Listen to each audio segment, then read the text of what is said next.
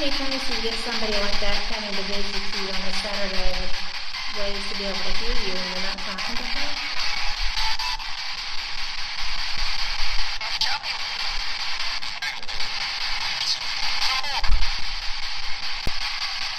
How many times do you get somebody like that coming to visit you on a Saturday with ways to be able to hear you and you're not talking to her? Hello there. And yes, that is from my investigation, and I heard the part from Sloss, so that was a lot of fun. And if you have not been to Sloss Furnaces in Birmingham, Alabama, you have got to go. It is such a great place. Even if you're just exploring it, if you're not a paranormal investigator, it has the most interesting history, and it's very well preserved. There's a museum with a film you can watch about the history of it. It's just amazing. But if you're a ghost hunter, well, that's a whole different thing. So I am really excited about tonight's episode of Fate because I am going to be going to Eureka Springs, Arkansas. Y'all know that. And it's going to be the first week of April, into the first week of April. And it's going to be such a thing. It's the Eureka Springs Ozark Mountain UFO Conference. And I've gone for several years now. I've met some of the most interesting people in the world. That's where I finally got to meet Stanton Friedman face to face. I was such a blessed girl that weekend because we got to just sit down, because I'd interviewed him, I think twice. And it was so fantastic because I actually got to sit down face to face with him because he sold out all of his books in like 15 minutes once he got down there. And hello, Robert Gorman. He says, if I'm excited, he's excited. So I like that. That's a good friend right there. But Eureka Springs is special. I had met Linda Moulton Howe at a couple of different events and Richard. But the face-to-face interpersonal conversations that you can have, you get to know people, you get to learn more about their history. You get to share experiences, get to have experiences sometimes. It's a really interesting place. But it's a cool beans kind of thing. And it's my favorite conference simply because of the access that you have to the speakers. And that's for everybody. You know, the first time I went there, my friend Chase Klotsky was doing her first presentation ever. And I was so glad to be there for that because she's a very special woman and we've been friends for a long time. She used to be the host of Fate Magazine Radio. In fact, she was when I met her, but I didn't know it. I just knew that she was doing a live broadcast from somewhere back when that wasn't normal. And it was fun. But my guest tonight is a speaker this year. She is somebody that is she's pretty interesting in her own right. I'm interested in her topic for her conference topic because it's not something that I was really familiar with. Her name is Melinda Greer, Dr. Melinda Greer. She is really special. She's a retired pediatric medical doctor. She's from Oklahoma, or she lives in Oklahoma. She has had so many different experiences, from mystical to paranormal to UFO experiences. Mainly, she just lives around the bizarre, pretty much. She is somebody that has actually contributed. You've heard Ray Hernandez talk with me before, but she participated with him and contributed a chapter to his book. That's amazing. But we're going to talk about that too. She's going to discuss the topic at the conference of the super experiencer, which is somebody who has had all kinds of anomalous experiences, from paranormal to abduction to just sightings, missing time. I think a lot of people have had missing time and just write it down to daydreaming and stuff, and it's not. Sometimes it could be, but a true missing time experience is bizarre. I've had them. And nobody really talks about them very much, but I'm going to see if I can get her to. I bet I can. But she is going to be sharing a lot, and she's going to be sharing a lot tonight. So let's get her in here because y'all don't want to listen to me all night. Hey, Melinda. Hey. How are ya? I'm good. We have great weather today. Huh? We had great weather today. We had storms yesterday, so it was nice to have great weather today. Us too. But y'all are just going to have to keep those up there if you don't mind too much. They are scary when they hit, I tell you. Mm-hmm. But well, you've got no mountains or anything to really slow them down, do you? We have hills, and we're on the very edge of the Ozark Mountains, so we have some topography that I didn't have when I grew up in central Oklahoma, where it's the Great Plains. But yeah. It's kind of a Dorothy thing there. I'm in northeast Oklahoma near Fayetteville, Arkansas, so it's... Okay, I didn't know that's where that was. Well, it's about an hour away, but that's a major city nearby. Well, thank you so much for being here, because when we talked to schedule this, I enjoyed you so much. I thought you were fun and interesting, and when I started reading about the super experiencer thing, I know a lot of people like that. I mean, you've had all kinds of experiences. I mean, you just really run the gamut, and I'd like it if we could talk about those some. And I feel like that probably is where, well, let me ask you this. Before, what age did you start having your experiences? My first anomalous experience was when I was about 5 years old, and it was either a near-death or a near-death-like experience. And a near-death-like experience, you have a lot of the same things that occur in a near-death experience. It's just that you weren't necessarily going to die. And I don't know, I was only 5 years old. I was very, very sick, but I don't know if I would have died or not. I felt like I was going to die when I was put to bed that night. I felt like I was going to die. And I remember thinking I was going to die. And that little song that you sung as a child, "Now I lay me down to sleep. You know, I pray the Lord my soul to keep. If I should die before I wake, I would pray the Lord my soul to take." I remember singing that song, you know, because I really thought I was going to die. I really felt that sick. So that's awful. Yeah. I mean, that really is awful, because I don't know why my parents didn't realize how sick I was, because I'd been bitten by a cat. And looking back on it from the standpoint of a pediatrician, I'm pretty sure I was septic and, you know, quite sick, and had a very swollen arm, cellulitis, the whole 9 yards. And so, you know, looking back on it, I was a pretty sick kid, so I could have died. But you could have died just from the cellulitis. Yeah. I mean, I've had that. That's horrible stuff. Mine was post-op, and it was like, I didn't know I was in trouble, right? I'm just a patient. Mm-hmm. And everybody around me is like, you know, hair on fire, but very medically proficient, but hair on fire, you know, but going, and just from that, that's trippy. Yeah. Excuse me. We've got weather, all the stuff blew through. So I sound like the wrath of God. We have allergens going on here too, so everything's blooming. So yes. Yeah. Well, so anyway, that's when the trajectory of my life changed course. Was when I was somewhere around 4 to 6. I'm not sure. I would say 5, but I'm not sure. It was somewhere in that. It was before I went to school. I know that. Well, what kind of stuff was happening before you went to school? After that experience, before that experience, nothing. I was just a normal kid in a Christian community, you know, in the center of Oklahoma.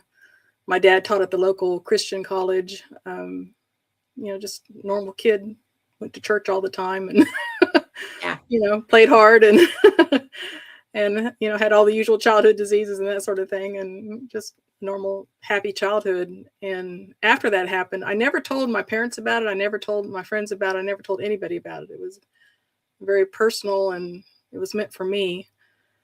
But after that happened, I had a lot of things that were different in my life. I would say I no longer accepted because of the experience, I no longer accepted the faith of my parents, just whole hog. Right. I questioned it all the time, and just I was just a different person.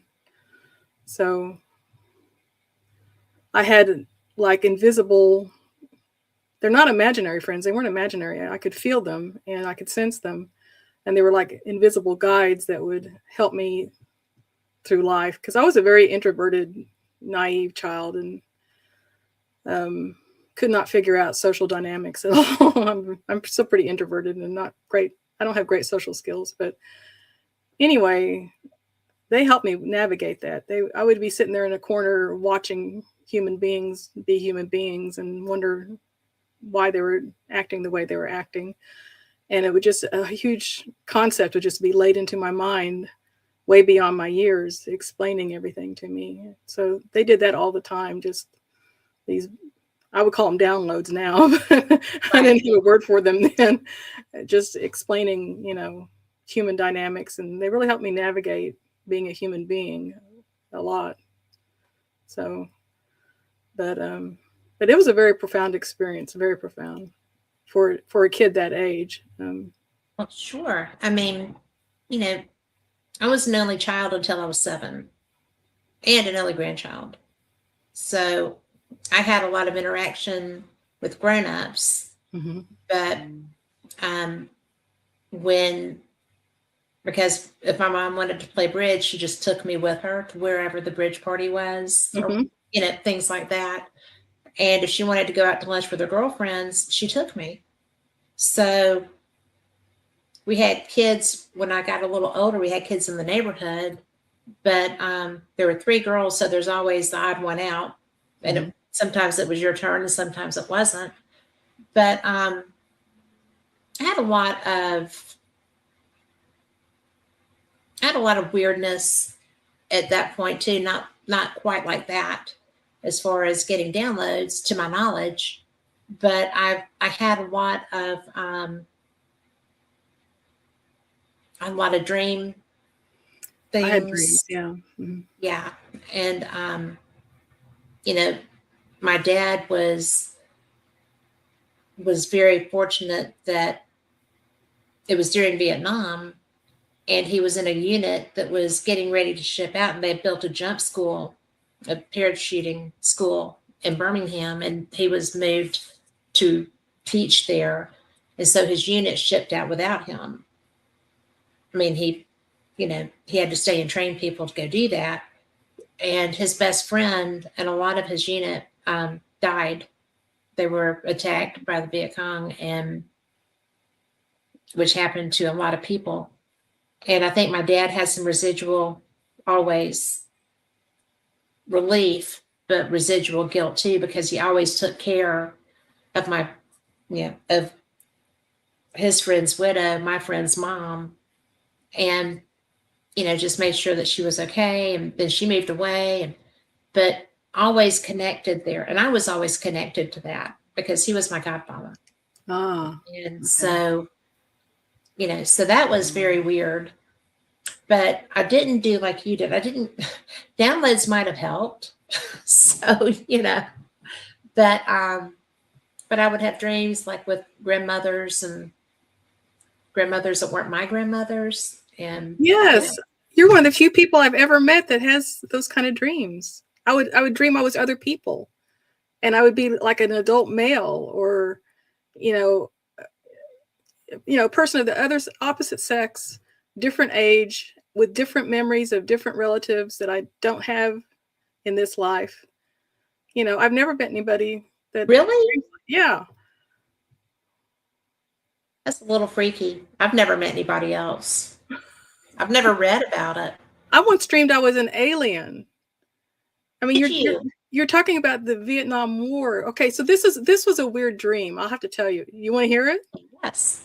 Okay, Yes. so I mean, it happened when I was asleep, so I have to call it a dream, but it was very vivid and undream-like. I have regular dreams, and this was very different. So I'm not sure where I'm at. but I'm in a roundish room. It's very futuristic. It's like nothing I've ever seen. I'm about 12 years old at the time, but it's like nothing I've ever seen in my life. It's round. It has like stadium seating type terrace desks. And it's an ovoid. It's And like a lecture room, right? yes.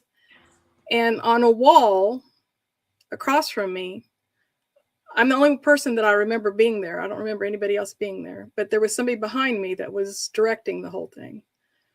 And on the wall, and this was before we had big screen TVs even. We had the old cathode ray tube things that were black and white in my home anyway. Yes. We didn't have color yet, I don't think. So on the wall suddenly appears writing, and then there's a finger that's following the writing like across the wall. And so I'm reading this story, and it's a story of a battle. And I had been having, you talk about Vietnam. It was during the Vietnam era, because I was born in 57. I was about 12 when this happened. And I'm conflicted about what's going on with the war. I don't like it. I don't understand why people fight. Why do we have to have wars? I was very conflicted, and I was, questioning it a lot. So then I have this crazy dream. So I'm watching this finger go across this text along the wall that's showing this like a page out of a book. And so I'm reading about this battle. It was in cursive writing. I remember it distinctly. And then all of a sudden it switched from being the written word to being like a video. We didn't have videos like that back then. We had movie projectors, but this wasn't like that. This was like a screen on a wall, like it's nothing I'd ever seen. And I'm watching this battle. So instead of reading about it and being described, I'm actually watching it. And I'm seeing it, and it's gory. I mean, there's blood flying everywhere, but it's not humans. They're aliens. And they were like, I want to say kind of insectoid. They were upright bipedal, but they had chitin on their bodies, where we would have prominent skeleton like our collarbone and things like that, where we would have prominent. They had chitin like an insect, and very, very non-human. And there's one person in the center that's, really the focus of the video or whatever it is, the focus. And so all of a sudden I'm sucked into him, and I'm seeing everything from his perspective, and I am him. And it's a he. They had males and females, and it's a he, and he's a warrior. And it was like he gloried in battle. That's what he was meant for. That's what he was born to do. That's what his whole species did. This was just a part of their being, was to battle and to war and to kill and to maim. And he was good at it. He was particularly good at it. So were they battling him? Was he in danger? Was he being harmed? It was hand to hand. It was, there weren't projectile weapons or anything like that. This was all, axes, knives. This was hand to hand, brutal, primitive battle. And so they're like 12, and a female, a girly girl, didn't do this kind of stuff. And so, here I am, and I could feel everything he felt, and just he was glorying in it. He was in his element. He loved it. And then all of a sudden, after experiencing that for a while, then all of a sudden I'm sucked back out, and I'm sitting back in the seat, and I'm watching, and I'm seeing both the written text and the video side by side, and at the same time I'm perceiving what he felt, all three at the same time. It was very, very strange. That's trippy. Yeah. And so then, I wake up the next morning, I remembered it vividly, and I remember it to this day very vividly. It was like unlike any dream. But I felt like it was to be a warrior. And he didn't care if he died. That would fulfill his purpose. So it was very strange, very strange. But I would have dreams like that were, I called them teaching dreams. Yes. I would question something about why something was, or I needed to learn a lesson, and I'd have a dream that would teach me what I needed to learn. I So, still get those sometimes. If I'm having a struggle with something, mhm. then I will, yeah. I was recently diagnosed with ADHD, Okay. and which is trippy, but it's a whole different way of looking at the things that are normal mannerisms for me now. I mean, that have been for a little while. And hey, Lorraine, that would be my friend Lori. But it's just so interesting because if I get in a bind where I can't figure something out, and I'm just like, there has to be a way to do this. Other people do this. I know I can find this if I can just focus. Well, that's iffy. But I don't get prophetic dreams like I used to, because I kind of one time said, this is really enough of this. And somebody somewhere respected that to a degree. So I don't see about people I hear about anymore. But it's just one of those things that I'm glad I don't get that that you experience. I do not like gore. I do not like blood and guts. I am one of the few people I know. I don't watch any scary movies. I don't watch, anything weird. But well, I do watch things that are weird. I have a friend that's a stuntman, so I try to see some of the things. Not many of the things he's in because they're yeah, blood and guts. But there's that. But it's just wild. I can't believe that you do that too. I mean, I don't Well, know anybody else that does it either. I don't dream as often that I'm other people anymore, and I call it dream, but it's not like a dream. Dreams Yeah, are it's just are strange and disjointed, and you wake up and you're like, "How could I ever believe that in the dream?" It was just too weird. I should never have believed that. I should have known I was dreaming. That sort of thing. That's a yeah, real dream. These are like living, and that's experiences. it's a true like experience. But it wasn't like a past life or anything like that, because it was set in the same setting as what modern day. So, I mean, I still have dreams where I'm other people. That's not to the extent that I had as a child. I mean, I had that a lot as a child, and it was a good thing because it really helped me navigate. Like I said, that also helped me navigate being a human being, and because I wasn't born knowing the stuff that a lot of human beings seem to just know naturally through instinct. I had to learn it, social dynamics and things like that. I just, I wasn't born knowing it. And some people just seem to take to it naturally. I don't know. I don't I don't know either. But I have three really good questions for you. Are you Okay, ready? I'm ready. So, and Robert is my hero, so you're going to love him. Okay. And he's being very professional with you. What does Dr. Greer think about the possibilities and aftermath of disclosure? We could be here for a week. Well, number one, I'm Melinda, not Dr. Greer, because I'm retired. So I'm Melinda now.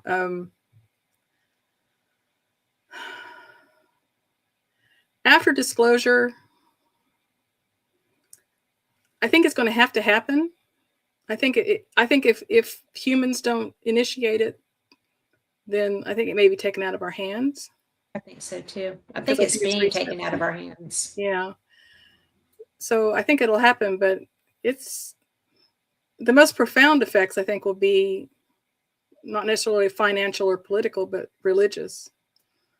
I think it's going to have a profound effect on a lot of religions that won't be able to accept it.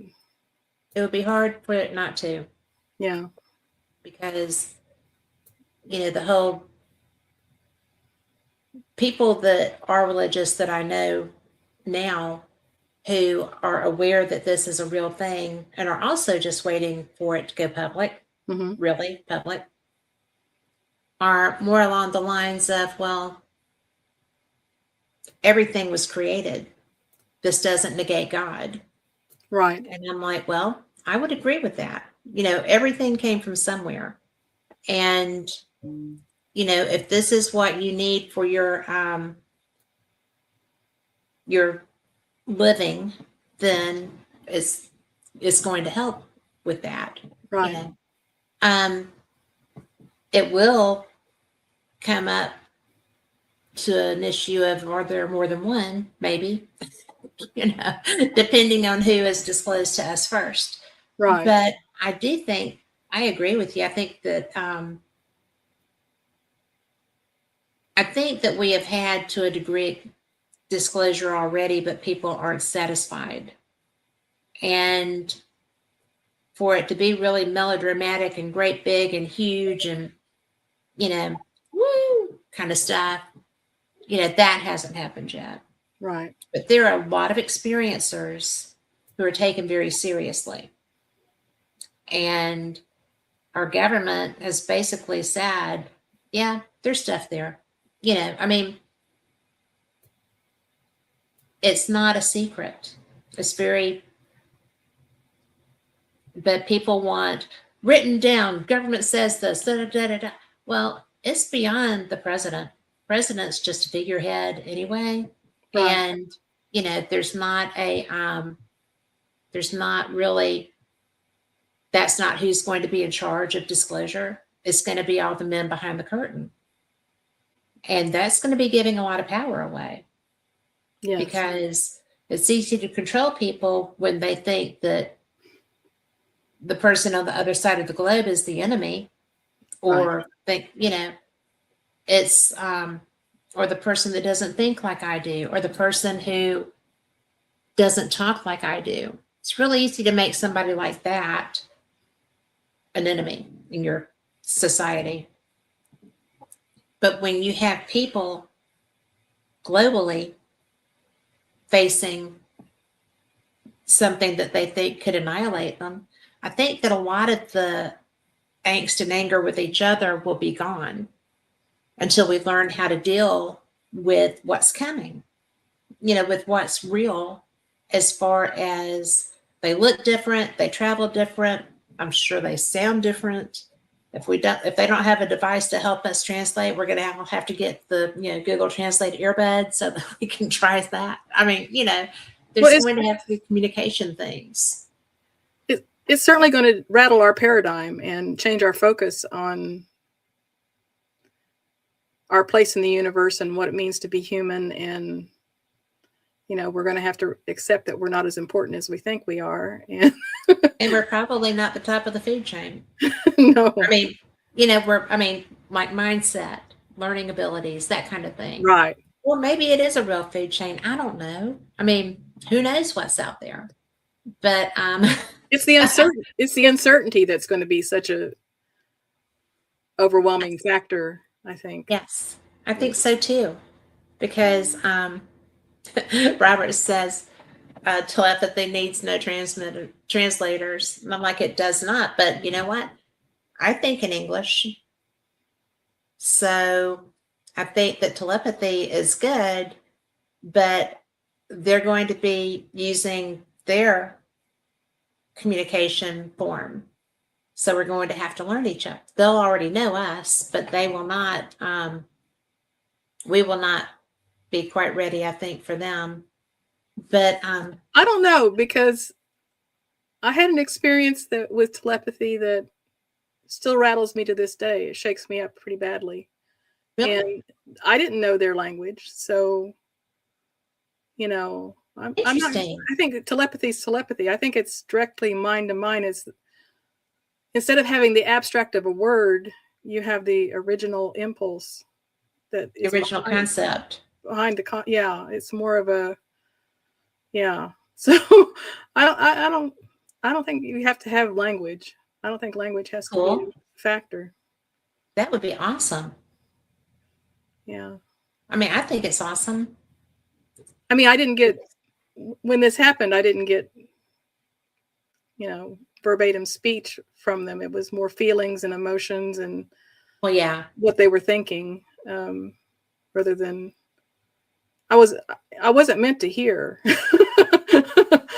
It wasn't meant to happen. And but I was, for whatever reason, I was capable of overhearing their conversation. And I say conversation, it wasn't verbal at all. It wasn't audible at all. But still communication, though. Still communication, yeah.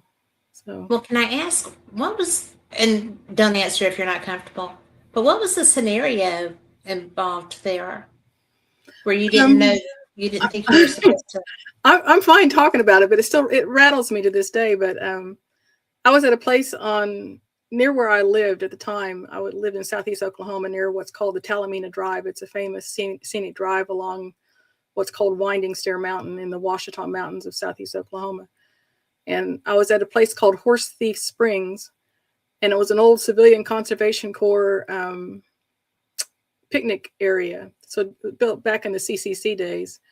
What was that, 1920s, I think? Great Depression. Yeah, it was a Great Depression era. And so anyway, I was there, and it was a nice, pretty sunny winter day, kind of like now. And well, it wasn't spring, it was winter. And I was just enjoying the sunshine, and I was there on the top of the mountainside at Horse Thief Springs, which is an actual springs where horse thieves used to water their horses back in the day. So that's where it got its name. But so I'm standing there, and all of a sudden, down in the valley, I heard what sounds like somebody chopping wood, like a half a mile away. And it was over to my right. And I'm sitting there thinking, nobody chops wood anymore. What am I hearing? My husband's the only one that still chops wood. Everybody else uses a chainsaw. And then all of a sudden, to my left, about the same, like, it was like, here's chopping wood, way down in the valley. Wow. And I'm thinking, well, that's weird. And then in rapid succession, it goes from the sound of wood chopping to the sound to a little bit closer, and it sounded like horses trotting, like their shod hooves hitting rocks. And there was a whole bunch of horses trotting in front of me down the valley, but closer to me. And then it came closer, and it was more like listening to horses running. And then it came closer, and it was like listening to stampeding cattle. And then it just came up the mountain, just zipped up the mountain towards me. And it became higher and higher and finer until it was not audible anymore. It was just a vibration. And then it came up, and it just zipped up the mountain and stopped right at my feet. Holy cow. And it was, after it happened, everything was still. There was like no sound. The birds weren't singing. It was just total silence. And I remember seeing one leaf falling from a tree and just kind of falling down through the air. And I'm thinking, cool. It didn't scare me at all. Even though it stopped at my feet, it didn't scare me.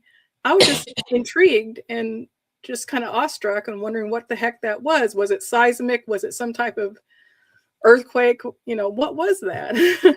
So I'm looking around for a trail to get down below to see if I can figure out what was going on. And as I'm thinking that, all of a sudden up above me, over the tree line, I felt two beings. And I can't explain what it's like to feel beings, because I've never had anything like this before or since.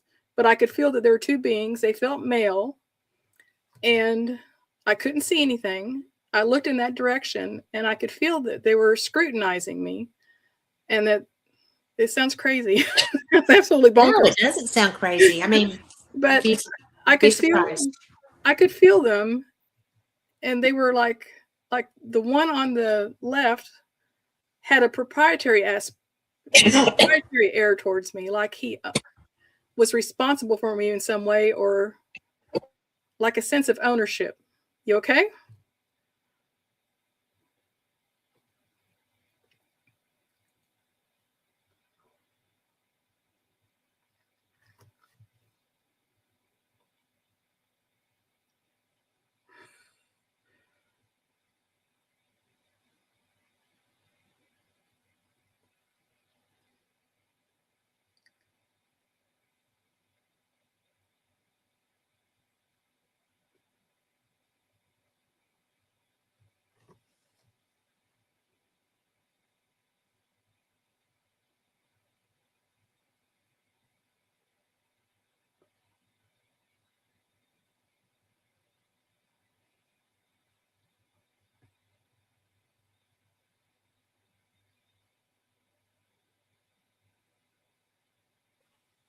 I'm sorry. 'Tis the season. It is that time of year, yes. So anyway, one of them acted like he owned me or was responsible for me, like a scientist would feel about a lab rat. that same type of, like I was a specimen. And it irritated the socks off of me because I'm sure it did. Because, no, as human beings, we don't like to think of ourselves as being, less than at all. And the other one didn't have anything to do with me in any way. It's just that they were communicating to each other about me, but I was able to overhear them. And the one that had this sense of proprietary ownership of me said something to the effect of like, she's impossible. Like it was said with a sense of kind of exasperation, but pride too. And like if you had a one-trick pony that could count, or if you had a precocious child that could, speak before they could, or that refuses to, and you're trying to do it. Yes. Or whatever. That's the way it was. It was like, she's impossible. Only there wasn't a spoken word. It was an impression. It was felt. And it just irritated me so much. And then as soon as the irritation faded, I was freaked out and scared and weirded out. Thank God for the irritation, right? In a way that whatever that rattling up the mountainside towards me hadn't scared me, but this scared me because I'd never experienced telepathy before. And it really rattled me, and it still does to this day, and it irks me too. Well, it would irk me too. I felt it very irksome to be the subject of somebody's, science experiment or whatever. Right. And they were trying to scare me. They were trying to scare me. They were trying to get a reaction. It was deliberate. Yeah. So anyway, but yeah. Well, Robert Gorman is one of my heroes. I love him, and he is bringing all the things. And but he was like Oz effect, that all the things happening around you to stimulate a reaction from you, Oz effect. But he also says, when we were talking about disclosure, he was like, Earthlings get upset over Super Bowl halftime shows. This will not be pretty. So, I love him. I really do. But it's he also said that disclosure might not be rainbows and unicorns. The snowballing consequences of it. And I think one of the reasons I genuinely don't think that we have been, hi Ingrid, we have been told anything is because we're so violent. Even as a species, we're violent. And, you have your docile people, and you have I don't think anybody's truly docile if you hit the right button. But it's just well, right? I mean, we all have our thing. I do have my sacred ox. So, but genuinely, as a species, we are not peaceful people. And so it's really frustrating because I'm like, I will see craft, I will see things around me. And I'm like, what must they be thinking? Seriously, what must they be thinking? I'm so sorry. I'm not really, don't judge my species by me, because I do have, but it's just so, sometimes I think that they're going to be like, grandfather mountain kind of relationship, and then other times I'm like, boy, we really need some discipline down here. Everybody's going crazy. And, you look at things like this past week, right? And it's like, we're trying to prevent nuclear warfare by having warfare. Right. And why is there not a better alternative? Yes. And I mean, I'm fairly conservative just in my thinking, because I think everybody should just be allowed to do what the hell they want to do, and everybody else mind their own business, as long as you're not harming. Right. Do no harm and you're okay. And very few people think that. And people think I'm nuts for thinking that. But there's so much that we can do better. And it would be nice. I'm not afraid of it happening. I mean, I'm 64 years old. You know, things are going to happen eventually anyway. That's not an issue. I just think that it just needs to be something that we're a little bit more open to, and we're not trying to figure out how to blast Mars or, you know,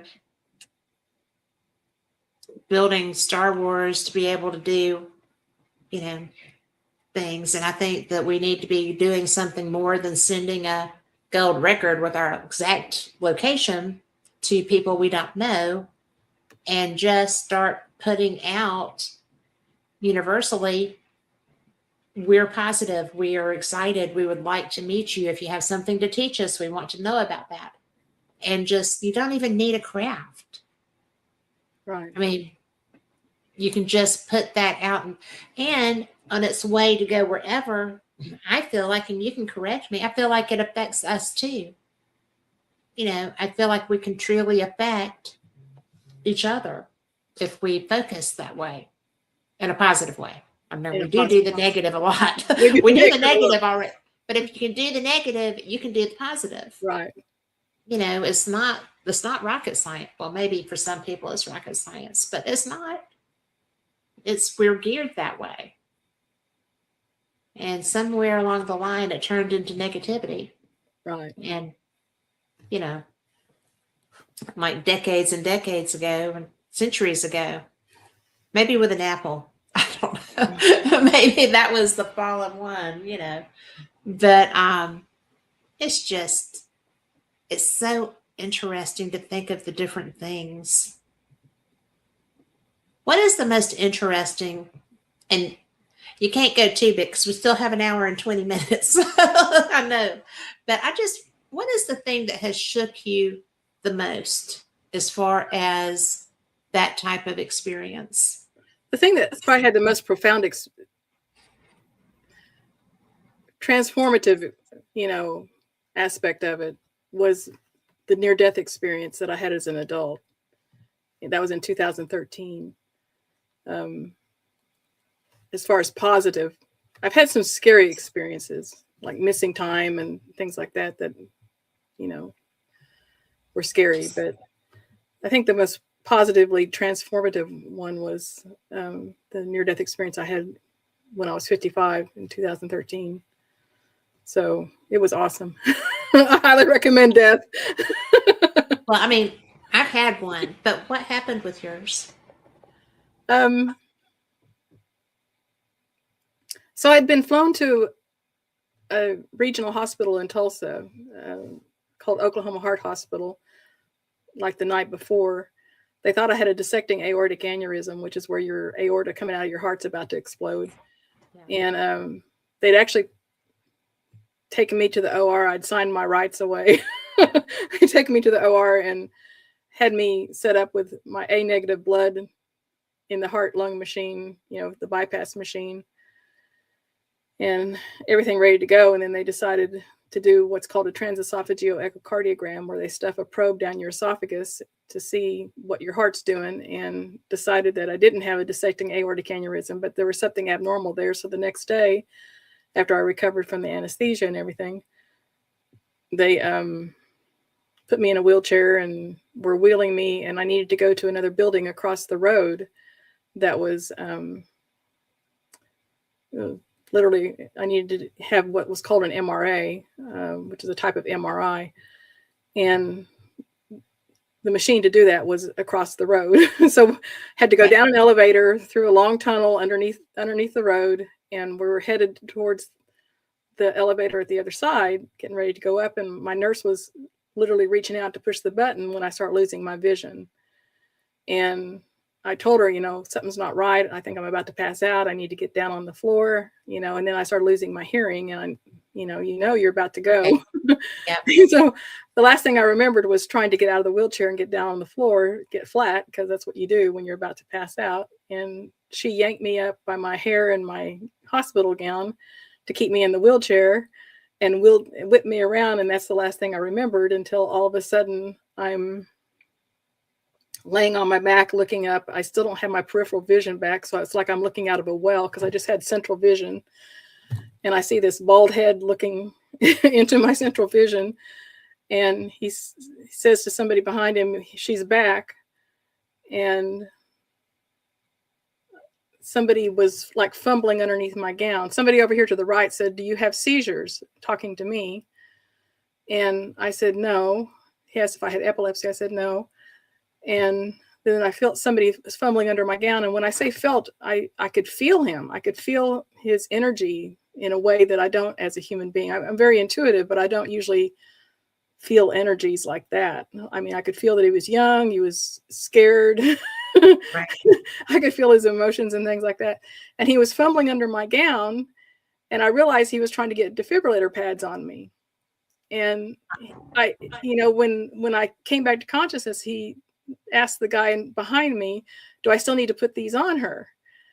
And I remember thinking, "Yes, your patient just died. You need to get them on her. Quit worrying about Do it now. Quit worrying Oh my about goodness. modesty. Just rip the gown, cut it, whatever, get them on." And then when I said that in my head, your patient just died, then this whole flooding of memories came in about being on the other side. And so I remembered leaving my body and zooming up into this white light. I don't remember a tunnel. I don't remember any dearly departeds or spiritual teachers or guys. I don't remember anything. I zoomed straight up to this area of white that was nothing but love and light. It was just pure love and this incredible white light. And that's all there was. And I rejoined my group of beings that I had been with since I was, since I began being in this universe. And I'm not talking about being Melinda Greer. I'm talking about what I am, beyond the human body.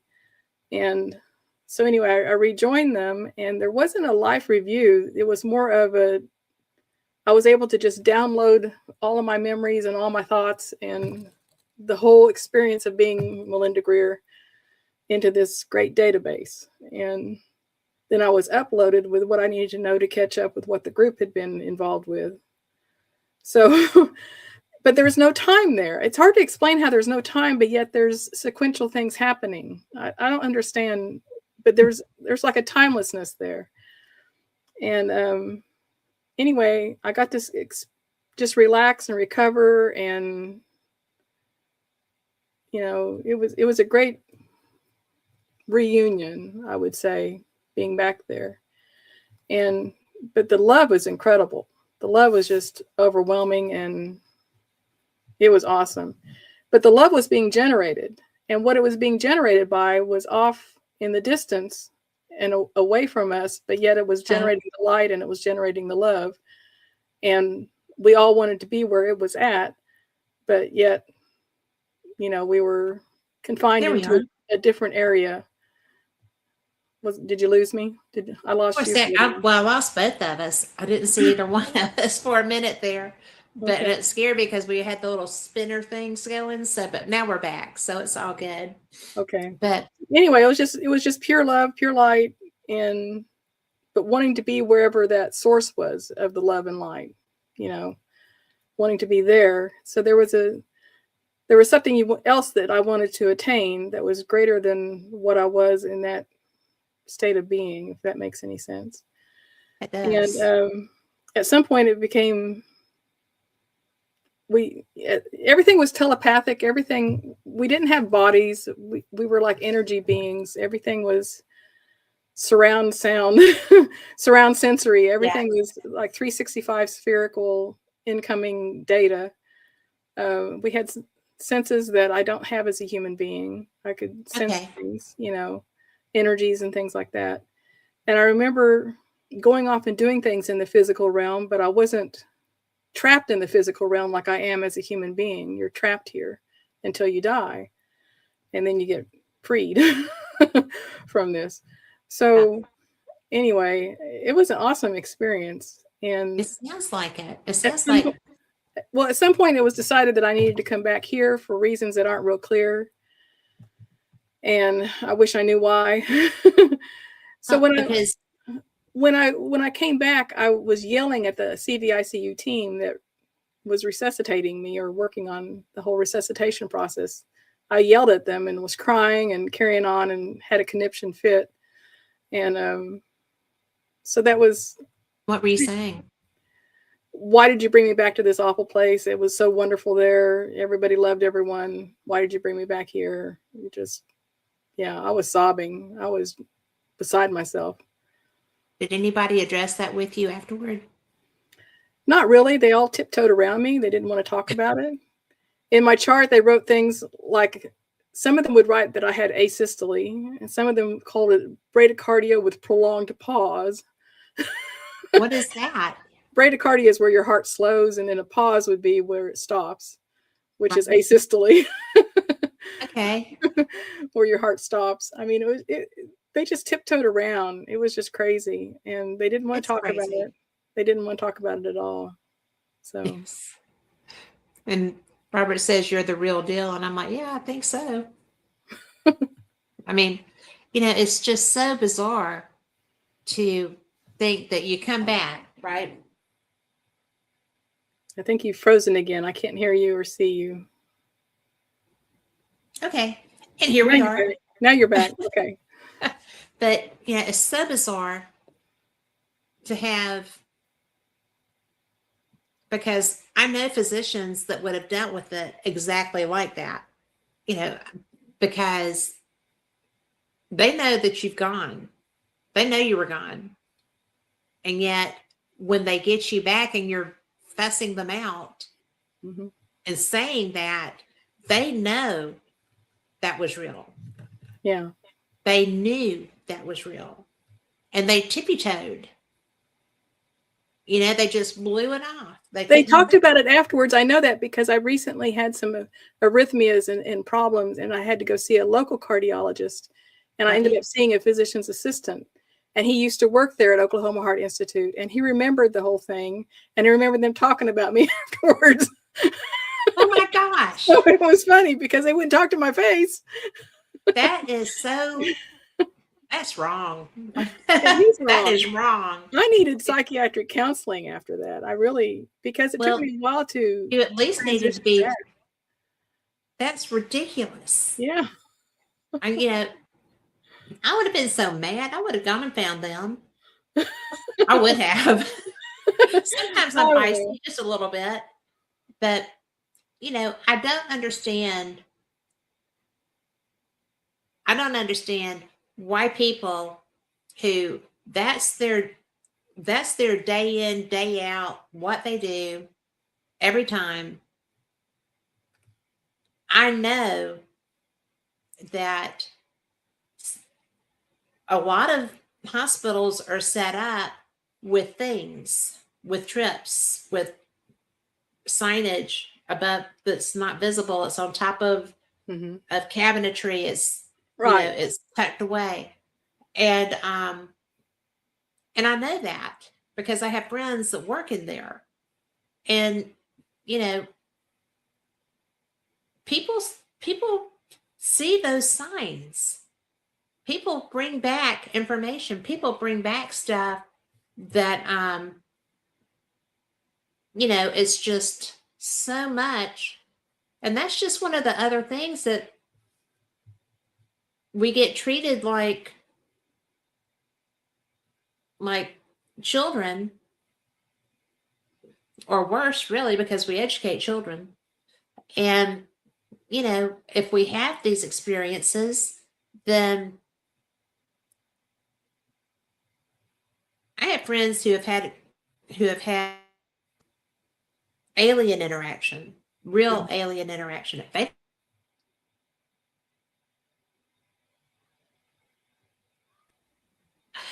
don't know what's happening with this. I think it's our topic, but but it's so frustrating because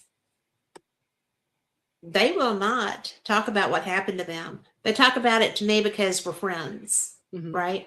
But if I were to ask them to be on here, they would have a conniption fit. I mean, they just would. Well, that's the thing is when I came back, it was with, I would say, a compulsion.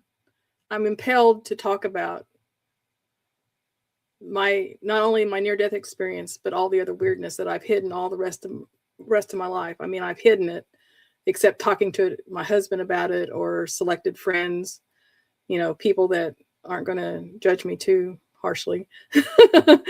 But 6 ways to Sunday, but they'll still love you, right? I certainly didn't talk to my colleagues at work about it and things like that. Yeah. But then after my near-death experience, I saw ghosts for several years. And that's not an unusual thing. If you research it, that's not unusual for people that have had near-death experiences to suddenly see ghosts, but it's not necessarily forever.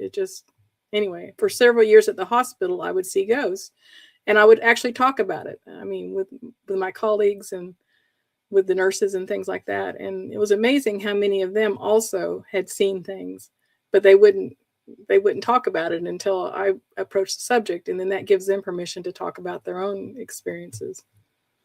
So Robert says disclosure is more than aliens and more than afterlife. I mean, there's so much. And when you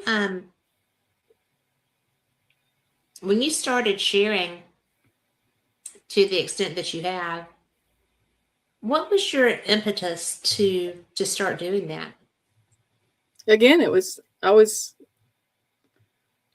I returned immediately talking about the near-death experience. I talked about it with family. I talked about it with the nurses. I talked about it with the doctors in the room. They didn't want to hear it, but I talked to them about it. Not like the one when I was a child where I just kept it all to myself. Right. Yeah. Well, you're a little more assertive, I'm sure, after your education and background. Right. Yeah. But yeah. The childhood one was a little different. It was still the unconditional love and being surrounded by it. But instead I was in space. I was like shown galaxies and I would have loved that. Yeah, solar systems and galaxies, and how there were energies that passed between the galaxies, and it was beautiful. And but I still had that all-pervading love, and it was wonderful. That's probably if I could do anything, if I could pick an experience to have, that would be it. Because as a child, we didn't even have television at that time. My parents' church didn't believe in television, so I'd never seen. I mean, maybe I'd seen a drawing in a book of a galaxy or a solar system, but I'd never seen anything like that. No movies. We weren't allowed to see movies. I'd never seen anything. And to be out there and to be actually out in space, it was astonishing. And I never forgot it. And I never forgot that love. And that's why I couldn't accept my parents' religion, because I didn't ever feel that love like I had that with that experience. So, well, don't you think that sometimes this is a real delicate thing to say, but the actual love of seeing creation and interacting with the creator being maybe is much different from forced down your throat, all the rules around you making you stay in a bubble, religious type thing. Right. That kind of religion is much different than a personal experience kind of thing. Mm-hmm. I get in trouble for that a lot. Well, but it's true. I mean, I have found it to be true. It is. And when, like in my case, I've had a whole lifetime of existential crises and ontological shocks. I mean, existential crises, I think everybody kind of knows what that is. An ontological shock is where you get your paradigm shattered. And I've had more paradigms shattered than I can talk about, because, I mean, basically my training was as a scientist. And when you're trained as a scientist and you believe in the scientific method, then, that's the hammer you use on every nail. And when things prove you wrong and prove that whole paradigm wrong, and you see things that you aren't supposed to see or perceive, then, it shakes your very foundation. And when you have a series of those, and that's what being the super experiencer part is not just it's not just like being a psychic medium and having that experience. I mean, I think that would be the coolest thing ever, to be a psychic or a medium or a psychic medium. I just can't imagine. I think that would be awesome. I wouldn't have thought that several decades ago, but I think that I have just enough of that to keep things interesting. So well, that's good. Yeah. But Sometimes. But to have a whole gamut of different types of experiences, it shocks the psyche, but it also, I wouldn't trade it for a minute. I mean, some of it's been pretty scary, but I wouldn't trade any of it, because it's all taught me not to fear. I think I lost you again. I'm back. You're back. I don't know what is happening here, but we're coming back, so I'm going to take it, right? Okay. And it's not but for a few seconds, but we both spin out. And sometimes we go one at a time, and sometimes we both go at the same time. So, Robert, I want you to expand on that thought, and put a comment expounding on that. But, I think that when I saw your talk was going to include super experiencer and the 5 things that constitute that, I've never heard that term. It's new. It's new. Yeah. I like it. It's I mean, there's 10 categories. So I started being called a super experiencer by Ray Hernandez. I think you probably met that would be appropriate. Yes. Yeah. So anyway, and then he introduced me to Sean Esbjorn Hargens, who is at the California Institute for Human Sciences. And he's the one that is doing the WISER survey. The WISER stands for Worldwide Initiative for Super Experiencer Research. And he's the one doing that. And so there's 10 categories of what they have put out as experience types. So you have everything from out-of-body experience, near-death experience, encounters with non-human intelligence or non-human apparitions. No. Non-physical humans. That's it. Non-physical humans. Mystical experiences, expanded self-experiences. So expanded self-experiences is where you recall a past life, a future life, or a parallel life.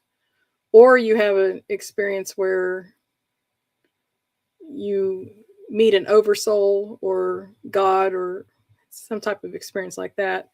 Or you can meet a soul group or become aware of a soul destiny. That's all expanded self. What else? Psychic experiences, paranormal experiences, noetic dreams, permeable self. That's interesting to me, because that's like channeling or being possessed. Like being possessed or channeling or merging with other people. Like that's what I have when I'm in that weird dream state. Okay, so an example of a permeable self for me would be a few months back, I was asleep and I had one of those weird dreams where I'm someone else. And I was a early adolescent boy. And here I am, 68 years old, and I'm back to the pimples and awkwardness and being male, which I have never been in this life. That's just a mean one. And so I'm in him, and he's wandering around in this outbuilding on his dad's property. And so I'm wandering around in there as him, and I see that there's a pipe leaking, like attached to a water heater or something. And I think, I need to go tell Dad that the pipe's leaking.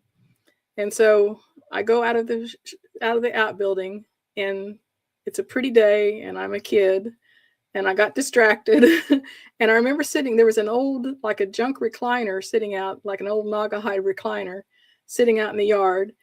And so I sit in it, and I'm kind of chubby and overweight. I'm wearing these polyester synthetic shorts, and they catch on my sweaty shorts catch on the sofa, and they come down, And so I'm instantly mortified, like any adolescent Right. would be when their Yes. shorts came down, when they scooted back on this recliner.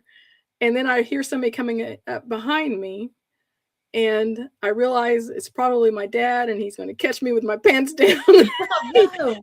And so all of a sudden, I come out of that experience, and I remember swooping out of his head, my focus of being, Whoa. swooping out of Yeah. his head and going back behind him, and then going down into the body of his father and getting the perspective of his father, and feeling that it was a really strange sense of exasperation and pride, wondering what is that boy doing now, because he could see the back of his head and it was all wiggly and everything.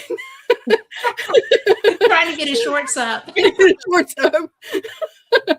It was, and then I woke up, and it was just such a weird experience to be two different individuals in such a short period of time.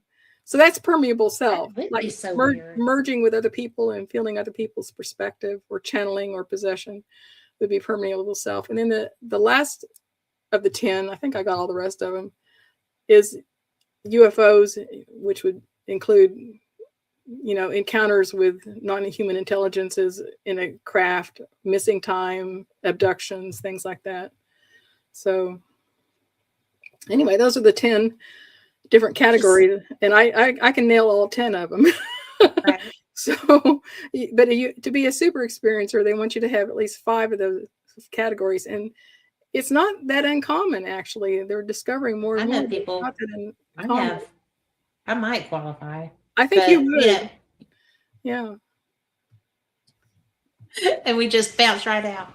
And back in. And But,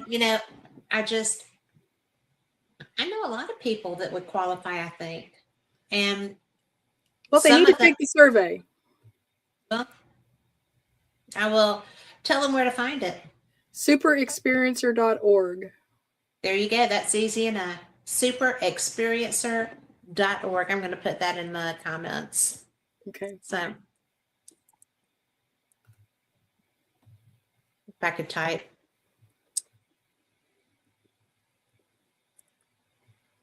There you go. And it went. And it went everywhere. So yay. So when you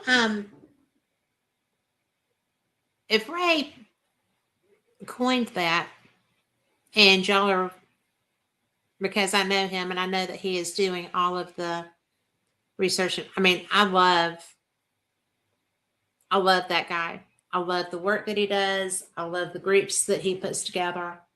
And until you told me about having a chapter in Greater Realities, I did not know that. So because I went by your bio from the conference. Mm-hmm. And when I started researching you, I was really so taken with your history, because people don't talk about this being what happens, right? And it's just so bizarre to me that it's really not that unknown. Like I said, I know people that would qualify for 5 of those. Very few people with 10 for sure. But hi Nikki. But it's so interesting to me, the number of people, and maybe because of what I do, but I think it's just who is pulled into our orbit. Kind of like we seem to cluster sometimes. Well, like when I go to a UFO conference, I'm happy to talk about UFOs. When I go to a Bigfoot conference, I'm happy to talk about Bigfoots. Yeah. But if you go to, a ghost hunting convention or whatever, you're not going to talk about the other 2 things, or they're going to chase you out of there. They just don't want to hear it, unless they've had those crossing, encounters with strangeness of different categories like that. And I think there's more people out there that have had that. They're just not willing to talk about it unless they're in the right setting. Well, like you said, if you're not in that genre, then you stay with what these people paid to come here. Well, I'm talking about not as a speaker. I'm talking about as Gotcha. a person in the audience. I mean, it's really hard to be a so-called super experiencer because because everybody looks at you like you're crazy. I mean, it's not acceptable to talk about seeing UFOs. It's not acceptable. It's somewhat acceptable to talk about having seen Bigfoot.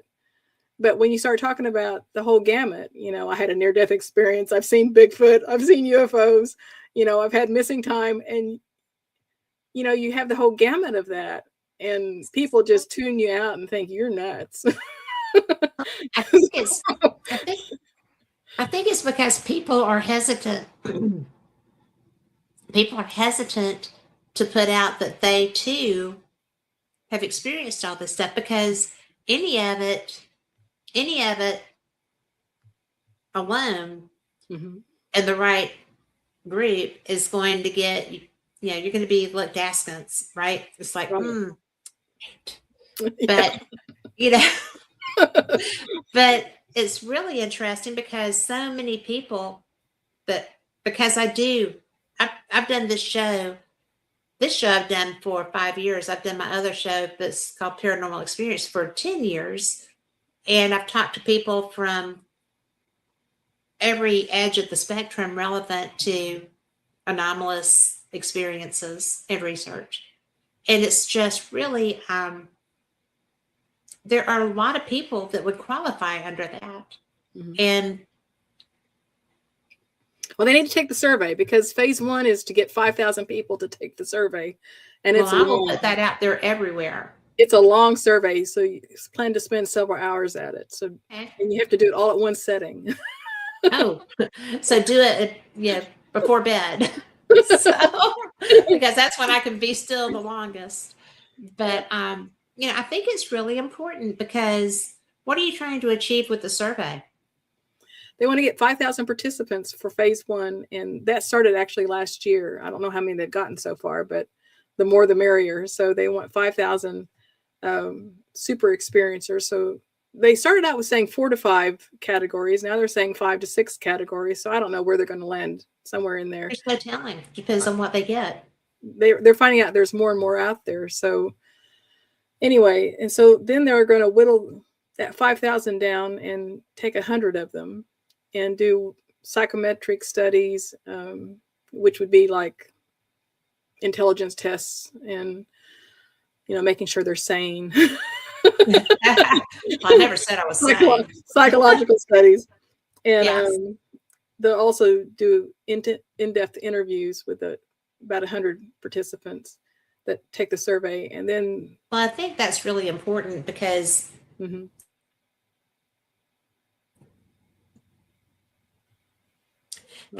would like to know why there's so many. Right. If this is such an anomalous, odd thing, why are there so many? And I would like to know percentage-wise. I'd like to see this go forward. I would like to know the percentage of the population. Well, actually, for my talk, I looked into that and I was amazed. So what I did was I went on Google and used the Google AI to find out. And so since it pulls together all the different studies that show, and let me think, expanded self and mystical were both 1/3 to 1/2 of the population have had an expanded self, which again is a past life, parallel life, future life, oversoul, that sort of thing, soul group type experience, or mystical experience. 1/3 to 1/2 of the population have had that. And one of the big ones, let me think, non-human intelligence wasn't that much. It was only about 20%. Near-death experiences were only 5% of the population. Really? Right. That's only 5%. But still, that's like 1 in 20. That's amazing. Yeah, but still, that's... Yeah. I would think that would be higher. And then, like, psychic experiences was pretty high in some. It went everywhere from like 30% to 75%. It was kind of out there. Yeah. Interesting. So it was a lot more than I thought. UFOs was only 20%. So 1 in 5. I would have thought it was more than that nowadays. I would have thought that was much more than that. Yeah. But I do a lot of UFO conferences. Mm-hmm. So So I think that maybe I'm exposed to more people, Well, through that. in my case, you've talked to Ray Hernandez. He talks about the consciousness modalities, and his idea is that all of these are ways that he thinks that consciousness is fundamental. Consciousness comes first, and the physical universe comes secondary to consciousness. And he thinks that all of these are different modalities for consciousness or source or whatever you want to call it, God, for want of a better word, to get in touch with us and shatter our paradigms and rattle our cage and get us to wake up and see that reality is not what we're being, fed. Yeah. Yes. Conditioned to believe. Yeah. So. Well, that's I think that's an absolute, because we were not created. We were not created to be lumps of clay sitting here to be molded by the powers that be to become worker bees. Right. I think that to be a created spirit is to be, the spark came from somewhere. It's just such a big deal. And that's why I think that life is highly undervalued in our societies. And, that's just my opinion. But if you can come together from the concept that every one of us is a special created being with these abilities and interaction and stuff, then it makes you really less inclined to off somebody. Mm-hmm. It's or be dismissive of them even. Yes. And it doesn't matter what your exterior looks like, because the interior is the part of us that matters. Right. And that should be true all over the place, regardless of whether you're able to talk to Aunt Sarah, who died 57 years ago, or, able to conjure up ET to come visit, or, whatever your other skills are. Everybody has them, if they will interact with them or allow them to develop. And I don't think I'm sorry, I'm doing the talking. So this is supposed to be a conversation, but it's about you. So, but I do think that what you're doing is so, and Ray, I think that is so important to be able to pull. It would pull us together so much. Well, I don't know if you're aware of it, but his Greater Reality website has all of the books that he's put together from all the experiencers, and has all the chapters. So people can go look at it. Yeah, people can look it up, and I think it's greaterreality.com, but it could be .org. I'm not sure which one it is. It's .com. I think it's .com. Greater Realities, plural. So, and y'all have heard me talk about him, and if you've been around long enough, you've heard him. So, he's just really one of those special humans that he's just A, he's a genius, right. But B, he's absolutely about getting information that would help us all to be able to understand what our greater reality can be. Right.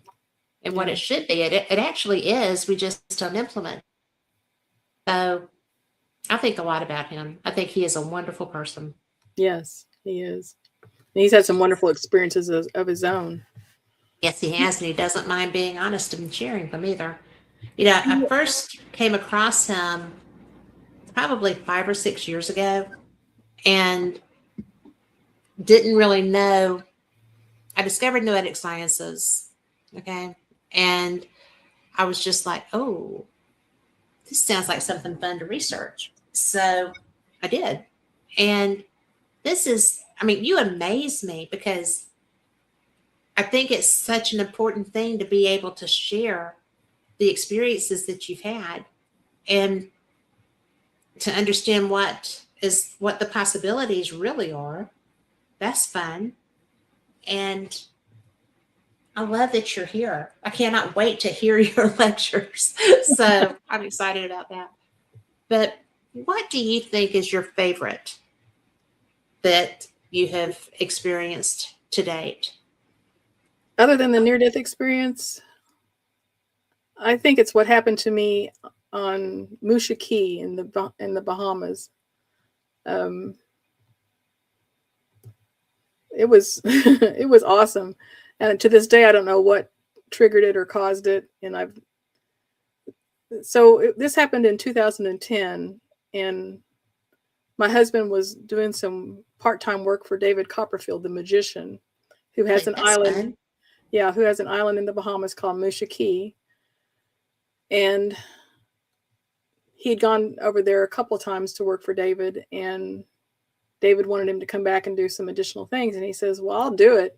I'll do it for free if you'll bring my wife over and let her be, stay in one of the cabins on the island, which are when David was on the island, he didn't rent it out. But when he wasn't on the island, he would rent it out and allow people to spend a lot of money and have fun and use his staff, use his staff and have fun on the island. So Jesse said he would do that if David would do. I mean, I can't believe Jesse had the courage to do that, but he did. And so David paid my way over there, the flight and everything. And we went over there, and I had my own little golf cart to tootle around the island on. And we stayed at a place called Beach House that time. We stayed in different places. But anyway, long story short, I was working that day with some of the Bahamian crew. And one of Jesse's colleagues from the Dallas World Aquarium, where Jesse also worked. And I don't know what it was about that day, but we were working on a toucan display that David had 2 toucans, the big colorful tropical birds with big beaks. And anyway, we were working on that because I was bored. I was tired of work, just being the tourist. I was tired of taking pictures. I was tired of playing in the sun and the surf. I just wanted to do something, be around other people. So I was sitting there digging in the dirt, working on this display with the Bahamian workers. And they thought I was crazy because I was, this educated, touristy woman who chose to get her hands dirty. And they just thought it was weird. So anyway, they got called away except for one of them. And he and I stayed there and worked on it. And I was planting plants around the exhibit, trying to make it look like blend into the scenery, blend into the thing. So I was transplanting plants around it and gardening, tropical gardening. And so anyway, we were just chit-chatting about things that 2 strangers talk about when, you're in somebody else's world. And so I was talking to him about, he was Rastafarian, and he was a big spiritual leader for a lot of the guys on the island that worked there from the Bahamas. So we were talking about spirituality and various things. I don't know if that triggered it. I don't know what triggered it. But when it came time and the sun was starting to go down and their work time was over. And so I went to the center of the island to find my husband. And as I'm walking through this forested area, I see these crisscrossing lines of what I thought were actual copper wires, like these copper gold wires. I thought somebody had strung up a whole bunch of wires in the forest that were trip hazards. So I'm walking into this dark, semi-darkened forested area, and I feel like I was about to trip over these wires. And then I realized they're not wires. They're actually lines of energy that are attached to everything, and everything was attached to me. So, so everything, like every tree, every bush, every shrub, every rock, every stick, there was a line going from it to me. And so if I would wave my hands around, all these lines would move around. So they attached to my fingertips, It was the strangest thing ever. I was totally. It's the coolest thing, though. It was because cool. You were one with all of your environment. It was scary. It was. Why was it scary? Because it was really startling. Because I'm a scientist. Damn it. stuff doesn't happen. And yet, And yet, and yet. so anyway, I quickly made it through that space, that darkness, and back out into the light, and it all went away. So I went and I found my husband, and we kind of talked about what he'd done that day, and he kind of showed me around a little bit, and the sun's going down, so we had to get out of there. So we go back, and we had to go back through that path, through that same, and I kind of like put it past. I'd kind of like gotten past it and figured it was just one more weirdness in my life, you know. But as we entered that again, I just like gasped and grabbed him because it was back when we got in that semi-darkness of that, and everything was back. And so anyway, I had to tell him why I was freaked out. Right. He couldn't see anything. Nothing was abnormal to him. He couldn't see any of it.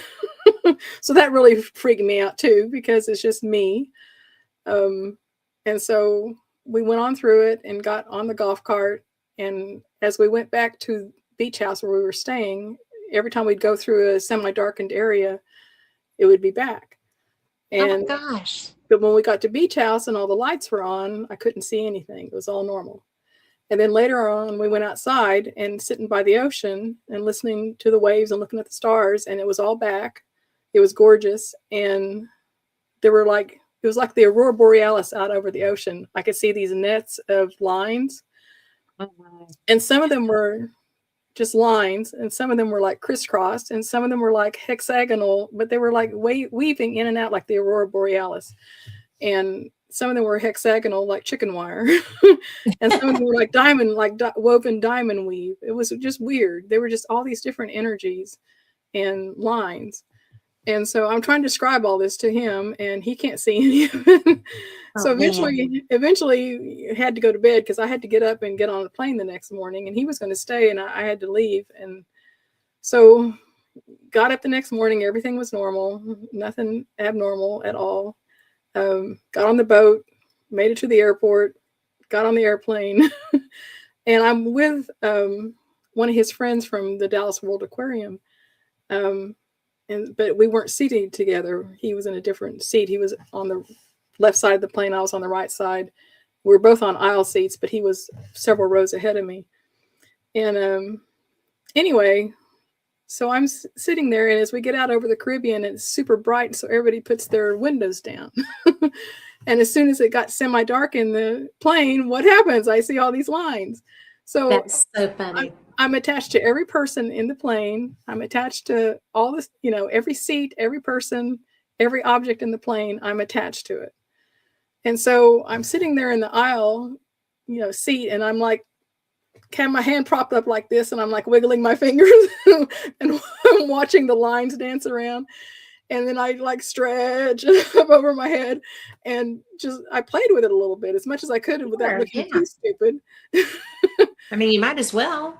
I might as well. And so I'd gotten comfortable enough with it that I wanted to figure it out. So I think I lost you again.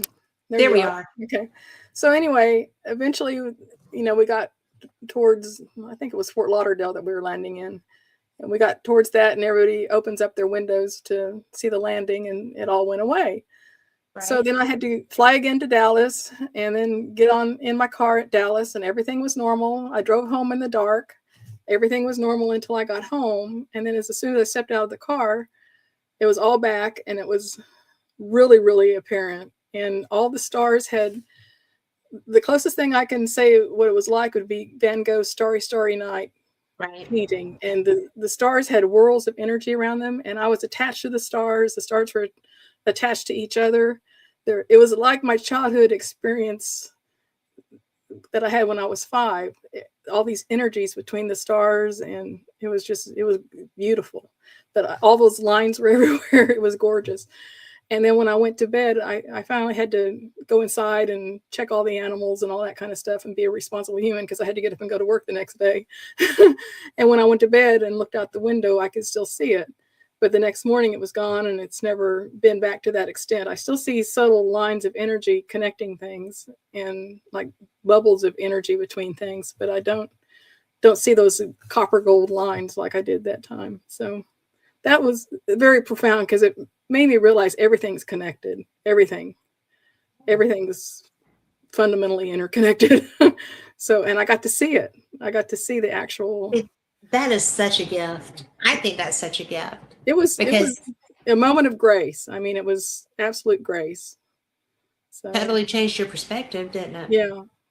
So yeah. I love when we get lessons that are cool like that, and harmless. So harmless are the best. So, but I have friends that talk about the energy grid, not the power lines, but the actual energy Mhm. grid. Is what you were seeing something of that nature, do you think? Now, I the don't know. interconnectivity. I think that there's. I don't know what I saw. I just profoundly glad that I saw it. Oh, no doubt. I think that's one of the best gifts No, from the universe I've ever heard of anybody getting. it was awesome. Well, that and when you were out in space, that would be like, whoa. Well, and I love- the adult near-death experience, to not fear death, to get to exist as a human being and not fear death. It still pisses me off I had to come back, but What are you here I going am. to do? I mean, your What time are you wasn't gonna do? I'm content to be here until it's time to go again. So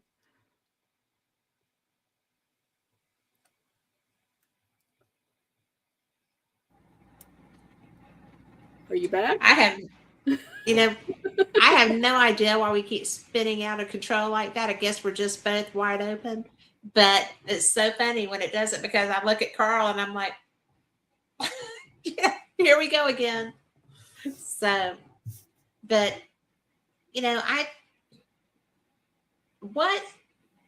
because you did say that you speak at paranormal conferences and spiritual conferences and things of that nature, No, because of the different. no. This will be the Oh, I second. misunderstood you. No, this will be the second conference I've ever spoken at. I attend a lot of them, but not as a Right. speaker. Yeah, the only other Oh. conference I spoke at was one at Laughlin, Nevada. Right. UFO conference. Yeah. That's a cool place. Yeah. I haven't been to that conference, but was it Melinda? Well, Leslie, what's her last name? There's a lady out of Sedona who participates with that conference a lot. And now I've lost her name. So, but did you enjoy that conference? I did. I didn't enjoy speaking. That was terrifying, but Was that your first time? Yeah, and I mostly talked about UFOs and Bigfoot. So Well, yeah, that's kind of a UFO thing. Yeah. So Ray was there that year. He was speaking. He's the reason. It was like a week long, so they needed a lot of speakers. So that's why the reason they took a chance on me, I guess. So well, I think they made a good decision. So based on this, I mean, I'm having a blast, even if we do spin out of control periodically. But that's probably an energy thing. I don't know what's going on, because I'm on private Wi-Fi. Oh. And so that should not really be a thing. And I don't know. But for both of us to be doing it is very unusual. That's strange. That's very cool. But not probably for the people watching, but from this perspective of knowing that doesn't happen, I think it's very cool, because it's an energy thing. But well, when you talked about the oversoul, Mm-hmm.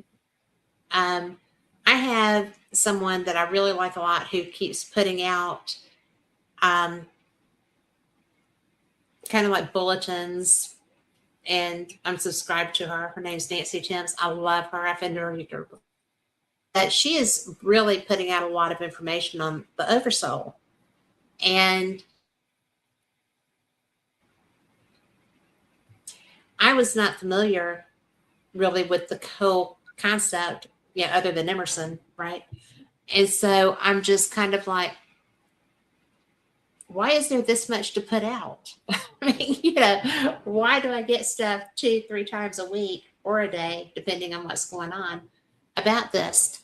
What can you tell people what the oversoul is? Because you had mentioned it briefly. Do you mind? Well, it's a part of that expanded self on the Wiser survey.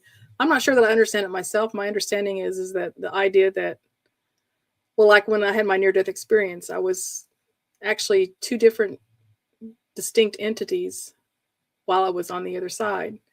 And I have to think that at some point that's my oversoul.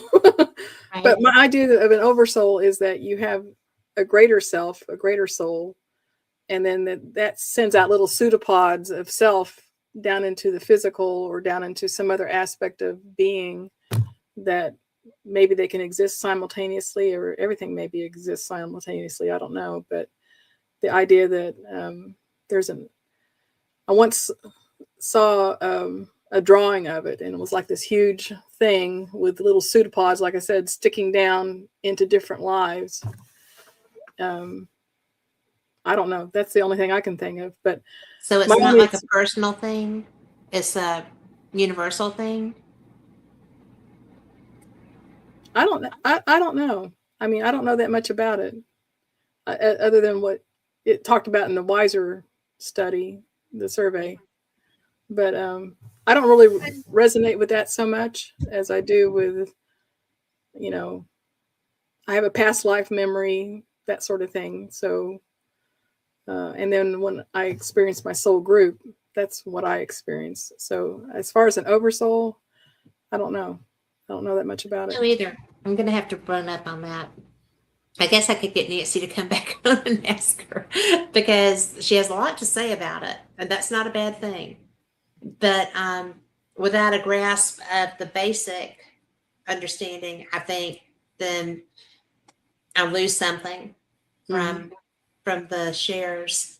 But I actually, when I first started dealing with noetic science, this was something that I found to be true also, because I was in a steep learning curve. And a friend of mine said, check out Dame Raven. You will get it.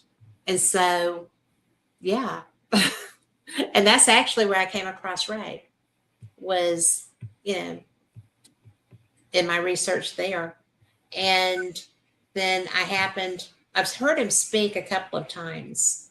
And this last time I did was at this we're going to in April.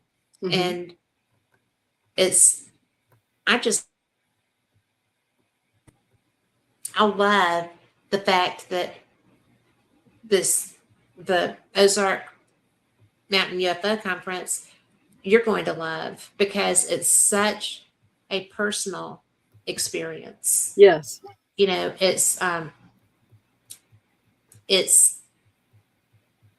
It's a bunch of people who are believers, experiencers, researchers, people that are just curious, and everybody interacts very well together. The lecturers this really is my favorite. The lecturers are very available to talk to, and there's a speaker's dinner at the end of the conference where, everybody gets to just kind of intermingle and easily and in a social environment, so that you're able to get your questions asked and learn more about each other. And, one of the things that I think that I hope you're going to enjoy as a first-time speaker there is how much support there is for all of you. People are thrilled. And if you tell them that this is your first UFO conference, they're going to just love on you and want to know why this is, why you're there. And Well, it'll be my second one. It'll be my second one, but really. Well, was Lachlan a UFO conference, really? It was a UFO conference. Oh, okay. It was. But I thought it was, but we started talking paranormal stuff, so I got sidetracked with that. It was. Just tell them it's your first one there. Yeah. Good night, Raymond. Thank you for being here. Have a great week too. But the most important thing, I think, is that you are going to know just how much people care about what you do and your knowledge and your information. And when you start, I'm going to be curious, because I'm going to be sitting there watching as when you finish your people just love on the speakers in a very positive way. I mean, it's not like, woo, groupies. It's like, I'm so glad that, you brought this, and you're just, we're so interested in you, and thank you so much for being here. It's going to be such a positive experience for you. I hope so. I hope so too. I'm nervous. They better not make a liar out of me. Yeah, they won't. They're nice people. I've been there several times. I only got to go there, I think, once or twice before Dolores Cannon passed. Oh, I never got to meet her. Yeah. So she was a brilliant, real down to earth person. Just very, very, very knowledgeable, but very approachable. From what I understand, she was astounding. Yeah. Yeah. Very sweet lady. Yes. And, I think that her energy is still there. Mm-hmm. I mean, because it's her kids and, everybody really coming together and just, I don't know, it's a different, because my very first conference was AlienCon, the very first AlienCon. Mm-hmm. And that was a really big thing, obviously. And it was, that was an eye-opening experience, because they had expected 3,000, they got 9,000, 9 to 10,000. Wow. And the venue wasn't designed for that. So it was like a cluster. It was a complete cluster. It was a lot of fun, but it was a complete cluster. So, it was just fun and interesting. And, I spent more time with the guy that created it, the producer, I guess he was, than, that's not true. I did get to talk to the guys. It was very, all together. But it was fun. And I've been to big ones all over the country. But this one, Eureka Springs, is so it's about the experiencers, it's about the guests, it's about the speakers, it's about, honoring Dolores too. But like I said, I have never had a bad time there. But what do you think now that, because you're an attendee and now you're a speaker, do you have an expectation? Are you excited? Are you nervous? Where are you on that? I'm pretty nervous, but I've pretty much got the talk prepared, the PowerPoint Right. prepared. So just, most of it's going to be telling my stories, and that's easy to do because I lived them. So, right. Talking about UFOs, since it's a UFO conference, I'll probably kind of focus on that somewhat, but I'm going to talk about everything, at least touch on everything. So, yeah. Well, what, other than when you had your experience getting to experience the universe, and, what other UFO stuff are you going to bring? Well, I've seen a lot of different UFOs in my lifetime. So I've seen everything from the one that I associated with 3 hours of missing time. I think I've lost you again. Are you back? Here we are. Okay. You're saying you see a lot of different ones. Yes. And one I associated with missing time was really weird because it was 2-dimensional. It wasn't 3-dimensional. It was 2-dimensional, and people around me couldn't see it. So that was strange. And then the one I saw with my husband was I would say it was diamond shape or manta ray shape. And I saw that on 2 different occasions. And the second occasion was really strange because we were prepared for it that time. We actually had film in a Minolta camera that was infrared. My husband had learned how to load infrared film because we were both taking photography at the time at a local junior college, and he was taking advanced photography. So he was working with infrared film. So we actually had a camera loaded and ready to take a picture if we ever saw that UFO again. Did you get it? No, instead, I remember we were driving and we saw the UFO. I saw the UFO over to my right. And I said, "Look, Jesse, there's that UFO again." And so he leans forward because I lean back so he could lean forward and see around me. And he looks over this way and he says, "Oh, you're right." And then we both I remember us both just looking forward like robots, going home and going to bed. This is not us. We Oh were my crazy. goodness. We were young and crazy, and we were determined to get a picture of that thing if ever we had an opportunity. And instead, we, like robots, went home and went to bed and didn't talk about it for like 2 weeks when I started having memories return of it. He won't talk about it to this day. Really? He'll talk about the first time we saw the diamond-shaped UFO, but he won't talk about that one. Does it bother him because y'all were controlled? He says he doesn't remember it anymore, but he used to say, "I don't want to talk about it." Now he just says, "I don't remember it." Right. He's 72, so maybe he doesn't remember it. I don't know. I don't think so. I think he just doesn't want to talk about it. But I don't know why. He won't talk about it to this day. So Robert said that's very common, and I've heard about that too, often. So that they're just kind of like, "Oh, nothing to see here. Pay no attention to the man behind the curtain and just go about your business." I mean, that happens a lot. But and then in 2000, from 2003 to 2012, when we lived in Southeast Oklahoma, on at least a dozen occasions, probably a lot more, I saw a triangular UFO, the conventional triangular UFO with white lights on the corners and a red light underneath, flying low and slow. With, are they low enough that you can? it was only about 400 feet up because I thought it was going to hit the mountain. And I looked later on Google Earth to see what the difference in elevation was between me and the top of the mountain. And it was about 450 feet. And I really thought this thing was going to hit the mountain. But as it got closer, it just gradually went up and just gained altitude and went over it. But That's so wild. Almost soundless, quiet.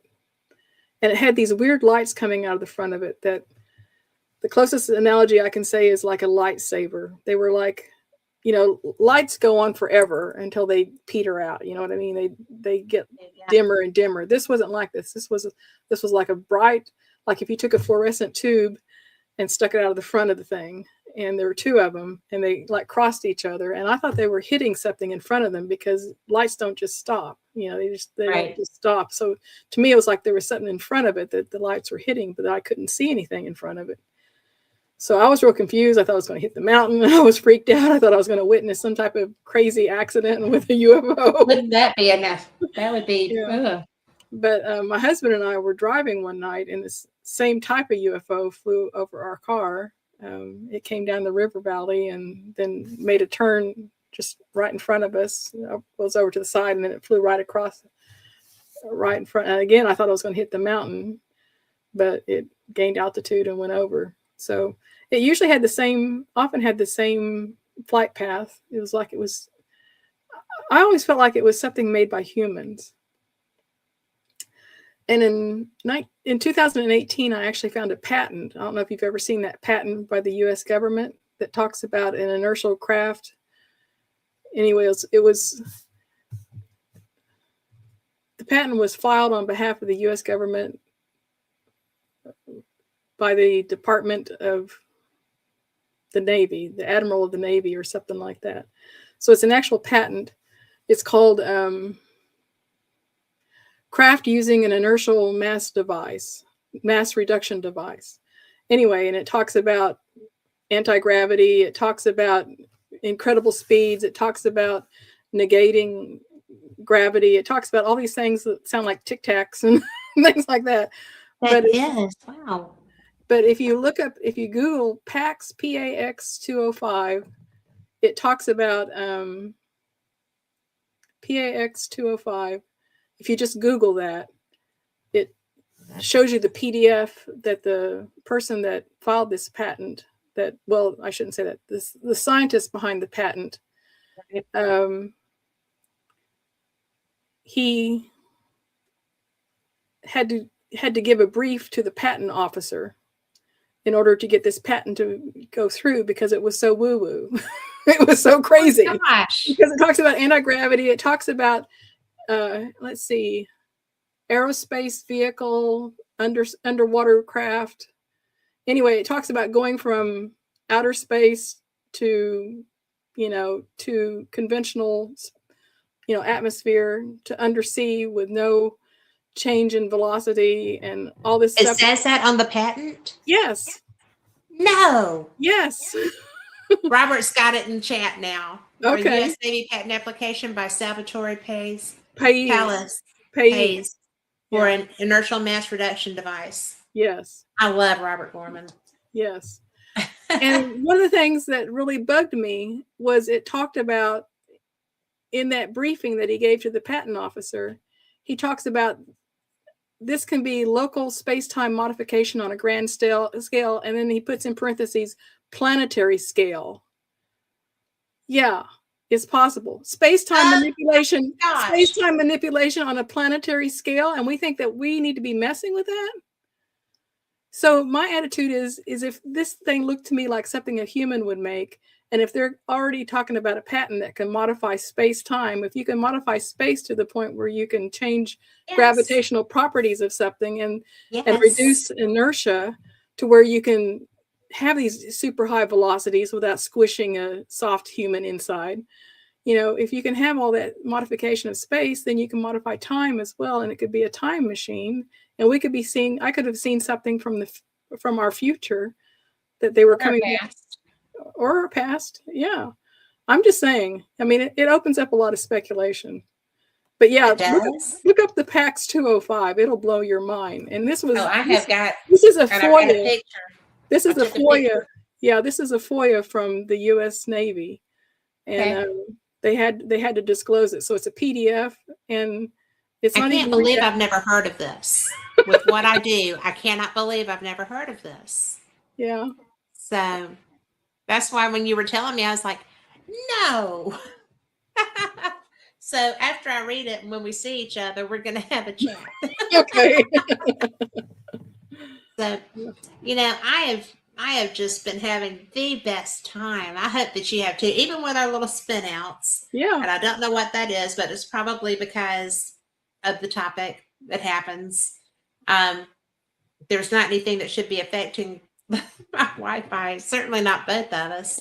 Should be spring break on your end. Maybe everybody's on it. No, mine's private. Oh, no? Okay. So, no. Mine is too. It's crazy. It's just weird. But I will tell you that a lot of times, and Carl will tell you too, that when I talk about, especially UFO, government kind of things, whatever, stuff happens sometimes. And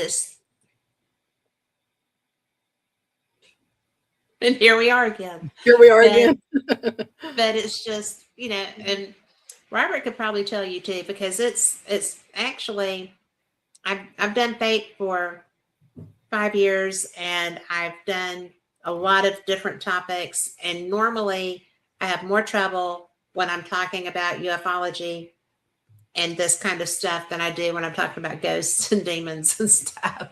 So it's just like, okay, I think I know what I'm not supposed to talk about, but I'm gonna. So what's crazy is that same U.S. patent that I'm talking about has a diagram in it showing a triangular craft, and it shows a diamond-shaped craft. And I've seen both. And when I saw both of them, they reminded me of something that a human would make. But yet I've seen a UFO that I didn't think a human could make. It looked like a drop of mercury in the sky. It looked like a silver sphere. And the only thing I've ever seen like it is in Travis Walton's book, Fire in the Sky. There's a color plate in there that shows a craft in the background. It shows him walking through a hangar, and there's a craft in the background that looks exactly like what I saw. It looks like a silver ovoid.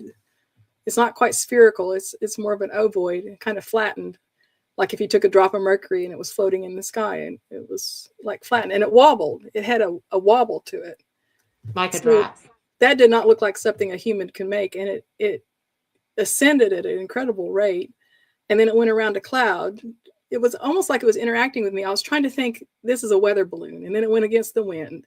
And I'm like, well, how can it be a weather balloon if it's going against the wind? And then as it ascended up to the cloud level, it went around the cloud this way, and then it came back around and went around this way. And then I realized I had binoculars, and I reached down to grab my binoculars out of the console. And when I glanced down to adjust them, just a second, and I glanced away for just a second, and I glanced back up, and it was gone, and the cloud that it had just gone around was gone.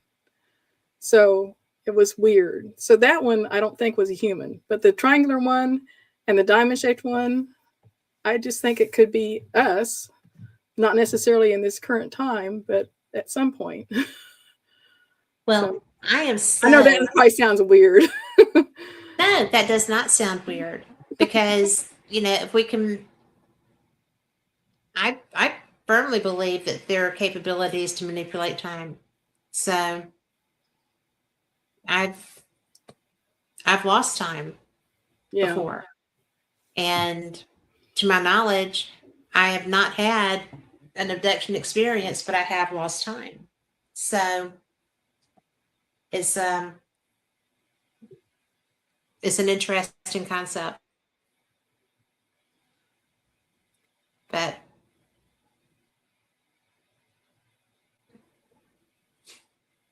I was starting to say we're out of time again, but we're gone again. So thank you so much for coming on with me. And I have had the best time with this conversation, because I learned things, and I love when that happens.